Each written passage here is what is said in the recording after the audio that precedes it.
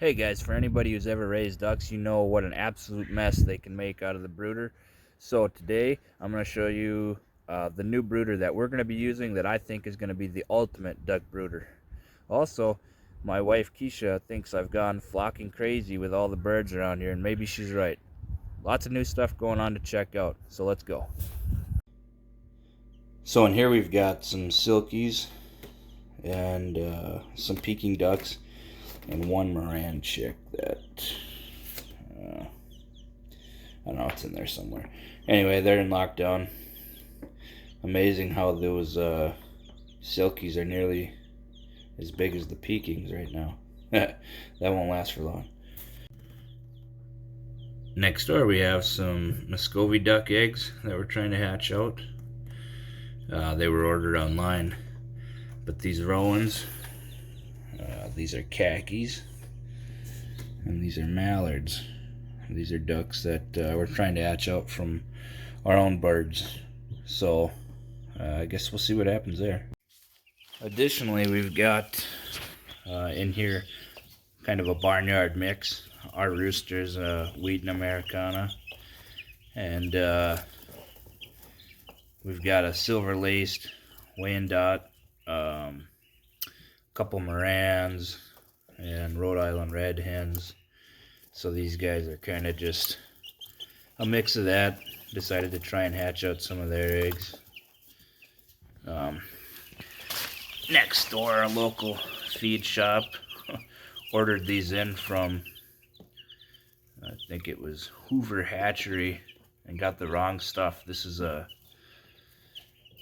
think she said they're a colorful egg laying assortment, so I'm not sure what all's in here, but they were giving them away fairly cheap, so I thought, what the heck, and grabbed them.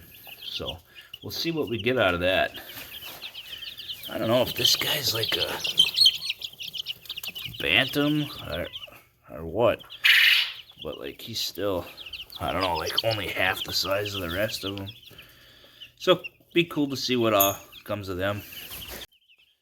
And then over here I built what I'm calling a quail cabinet, and these are some of the newest additions for us. Just regular old Caternix quail.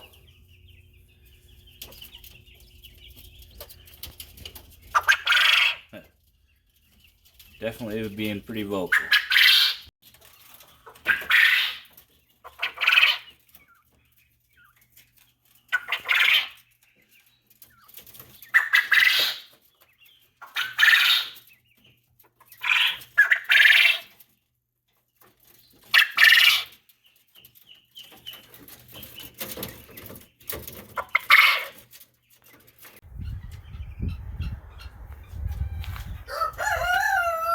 Hey, what are you doing up there? What are you doing up there?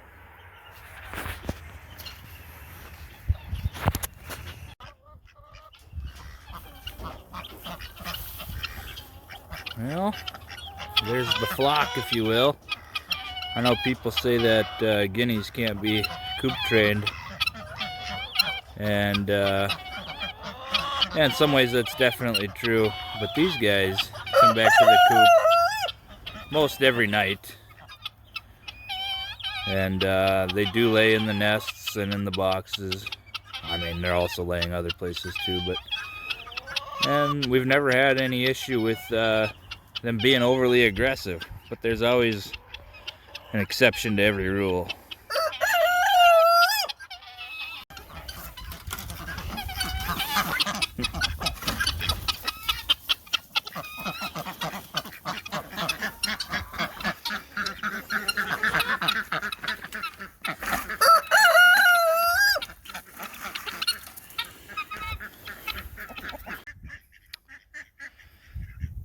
Just made these, they're nothing special, just little chicken tracker type deals. These guys are extra males, but these ones we separated out pairs of hens with a single drake to try and get hatching eggs. so I can, you know, specifically hatch out more certain kind of ducks that I like. The Rowans, there's no way you can see them. Well, maybe. They're over there hanging out by the pond. They're the least troublesome, if you will, as far as getting back into the coop at night. So they get to stay with the chickens in free range. This will be the new Duck Brooder. It's a little tight with the divider in here now, but I'm going to put those ducks in here. And the new Pekings can go over here. And this is an IBC tank. So the bottom has this channel. So when they make a mess, this is blocked up. And the water will just come out and collect in this pan. It's blocked up higher on the back than it is in the front. There's about a inch and a half rise. Got the water sitting right on top of the channel, so any water that they inevitably spill should just run out right away instead of collecting like this. This is overnight. They waste a whole gallon of water, soak all the wood chips, and I've tried it before with this hay instead of wood chips. That stuff lets the water run through it without really soaking it up. So this will just be the IBC tank running the water out will help a lot as is, but the hay, it'll stay dry way better. So we'll see.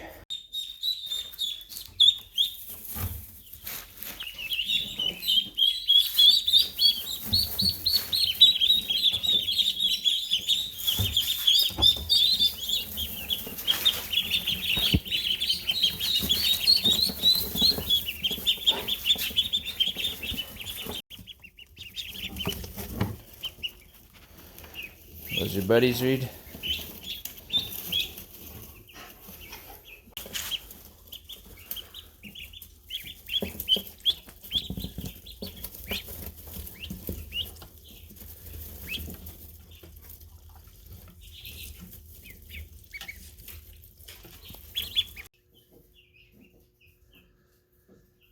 Heck yeah, guys, I definitely think this is the ultimate duck brooder. I've tried quite a few things before, but this is nice. It's actively shedding the water that they create inside out. Like I was saying before, the hay doesn't seem to absorb the water the way wood chips would do. Wood chips kind of just absorb it and turn to mush. This doesn't. And hay's, I mean, shoot, plenty cheap enough. You can get the square bales, you know, a couple bucks. So, yeah, I think this is awesome. Ideally, I'd give them way more room, you know, get rid of that divider. But I've only got one bottom piece, you know, one bottom half of these IBCs, of this IBC tank. So, until these ones are big enough to go outside and move into their own little area, they're going to have to share with the soon-to-be arriving Peking ducks.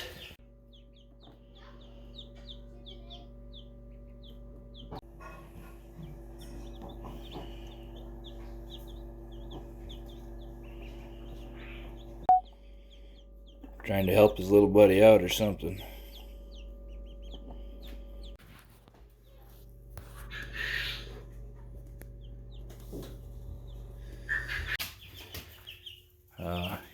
You know, these will ultimately be meat ducks. They're mixed, kind of a barnyard mix. We had Rowans and khakis and mallards together. So there are a couple that are, you know, a good bit smaller, like this guy. I don't know if you saw that super well.